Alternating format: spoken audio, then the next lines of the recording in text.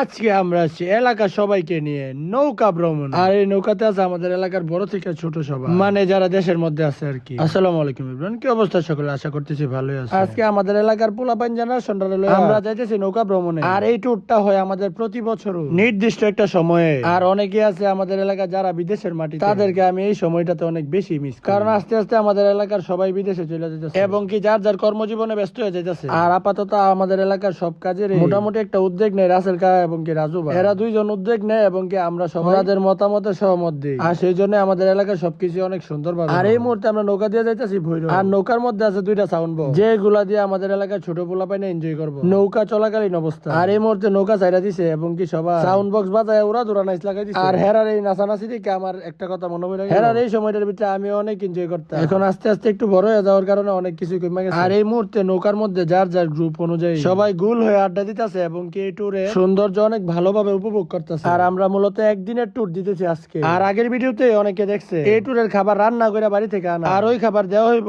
ভৈরব যায় নির্দিষ্ট একটা মাঠে নাই আমরা টিম বানায় টিম ভার্সেস টিম খেলাধুলা করার। আর এই মুহূর্তে সবাই নাইচা তো ধুমা তুলে লাইতাছে আমরা নৌকার ভিতরে। আর নৌকার ভিতরে বৈশা থাকলে তো হইব না, সবাইকে সুন্দর একটা সার্ভিস দেওয়া লাগবে। আর সেই জন্য আমরা ম্যানেজিং কমিটি থেকে রাজু ভাই কইতাছে যে দুই তিনটা ছোট বাইরে ধরে নিয়া পেঁয়াজ আর মরিচ পইলা মুড়ি চানাচুর মাইকা দিতা, যে কারণে আমি দুইটা ছোট বাইরে কাজে লাগাই দিছি এবং কি কিছুক্ষণ পরে সবাই মুড়ি চানাচুর রাজু ভাই সুন্দর ভাবে দিয়ে গেছে। এবং কি আমরা যে যেমনে পারি এই মুড়ি চানাচুর লইয়া নৌকার ভিতরে খাওয়া লাগাই দিছি, কারণ ভৈরব পৌঁছাইতে আরো লাগবে 2 ঘন্টা। আর ভৈরব পৌঁছানোর পরে রাজুলা কইরা গোসল করে তারপরে না খাবার খাবো। আর এই কারণে খাবারটা একটু লেট হইব, যে কারণে আমরা সবাই মুড়ি চানাচুর খাইতাছি। আর এলাকার মোটামুটি সবাই থাকার কারণে এই ট্যুরটা আমার কাছে অনেকটা ভালো লাগে প্রত্যেক বছর। আর এই মুহূর্তে আমরা নবীনগর এসে পয়সা গেছি। নবীনগর থেকে আরো 1-1.5 ঘন্টা হয়তো বা লাগতে পারে ভৈরব ব্রিজের নিচে সেই ফুটবল খেলার মাঠে যাই। আর এই মুহূর্তে নবীনগর থেকে কিছু খাবার টাবার নিয়ে আবার আমাদের নৌকা ভৈরবের উদ্দেশ্যে রওনা দিলাইছি। আর এই মুহূর্তে আমিও নৌকার ভিতরে সুন্দর করে ছবি তোলার লাগিয়া কাপড় চুপড় চেঞ্জ করে সুন্দর একটা লুক দিয়ে পড়ছি, কারণ এখন নৌকার সামনে বসে ছবি তুলি। আর এই জায়গার মধ্যে আমাদের এলাকার বড় যারা আছে, মানে আমার কাকা এবং ভাইটাই যারা আছে, এরা সবাই নৌকার মধ্যে গুল করে কাঠ খেলতেছে। আর ওরা কাঠ খেলতেছে শুধু মজার জন্য এবং কি টাইম স্পেন্ড করার জন্য। আর এটা হইতাছে আমাদের এলাকার ম্যানেজিং কমিটির পক্ষ,